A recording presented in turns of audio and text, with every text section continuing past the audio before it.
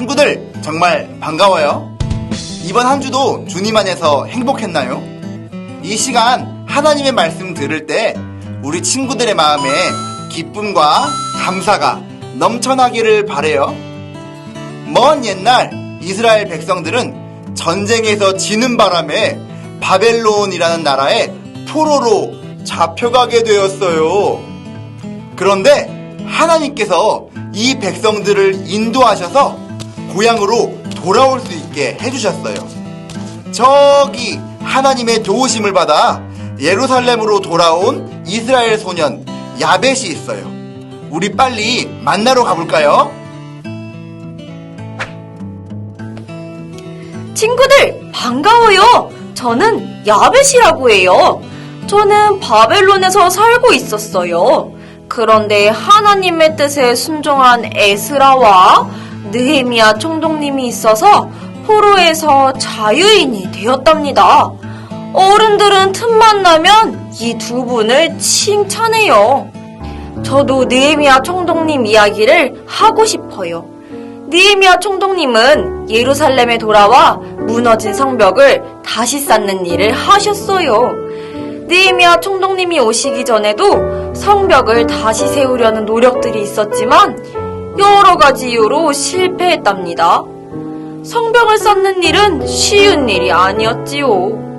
무너진 돌을 치우고 다시 쌓는 일이 고되기도 했지만 이 일을 방해하는 사람들도 있었어요. 여러분, 조금만 힘을 냅시다. 하나님의 은혜로 이곳까지 오게 되었습니다. 방해가 있더라도 하나님을 믿고 끝까지 성전을 지읍시다. 힘도 없는 너희 민족이 도대체 무슨 일을 한다는 거야? 이 성벽은 여우 한 마리만 기어가도 무너지겠다. 사람들은 우리를 비웃었어요. 하지만 어른들은 포기하지 않고 52일 만에 튼튼한 성벽을 다시 세웠답니다. 성벽을 다 지은 후 사람들은 수문 앞 광장에 모이기 시작했어요. 그리고 그때 저 높은 곳에 한 사람이 보였어요. 저는 아빠에게 그분이 누구인지 물었어요. 그분은 바로 하나님의 말씀을 연구하는 에스라 선생님이셨어요. 말하기를 나의 하나님이여, 내가 부끄럽고 낯이 뜨거워서 감히 나의 하나님을 향하여 얼굴을 들지 못하오니 이는 우리 죄악이 많아 정수리에 넘치고 우리 허물이 커서 하늘에 미침이니이다. 엄숙한 분위기였어요. 말씀을 듣던 중 이곳 저곳에서 흐느끼는 소리가 들려왔어요. 하나님, 잘못했습니다. 이제 하나님의 말씀대로 율법을 지키면서 살겠습니다. 말씀을 들으며 사람들이 변하기 시작했어요. 지난 날들을 돌아보며 하나님께 지은 죄를 뉘우쳤어요. 에스라 선생님은 오늘은 거룩한 날이니 슬퍼하지도 말고 울지도 말라고 말했어요. 느헤미야 총독님도 모두 돌아가 맛있는 음식을 차리고 음식을 준비하지 못한 사람들에게 나누어 주라고 하셨어요.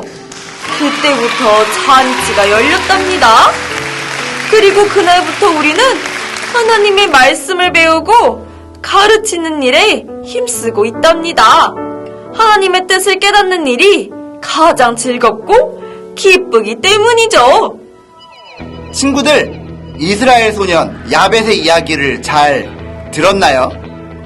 포로 생활을 하다가 고향으로 돌아온 이스라엘 사람들은 무너졌던 성벽을 다시 세웠답니다. 나라의 기초가 되는 성벽을 세우고 이스라엘 자손들은 조금도 지체하지 않고 하나님의 말씀을 듣는 일에 힘썼어요. 무너졌던 예루살렘 성벽이 다시 세워진 것처럼 형편없이 무너졌던 자신들의 믿음을 하나하나 차곡차곡 쌓아 그 어떤 방해와 공격에도 무너지지 않는 튼튼한 믿음의 울타리를 만든 거예요. 하나님의 말씀을 들을 때만 배울 수 있는 것이 있답니다. 첫째, 말씀을 들을 때 든든한 믿음을 가질 수 있어요. 둘째, 거울을 보며 내 얼굴에 더러운 것이 묻지 않았는지 확인하는 것처럼 하나님의 말씀은 우리의 삶을 비추어 준답니다. 하나님의 말씀을 들으며 우리는 우리의 죄를 깨닫게 되고 용서를 구할 수 있어요.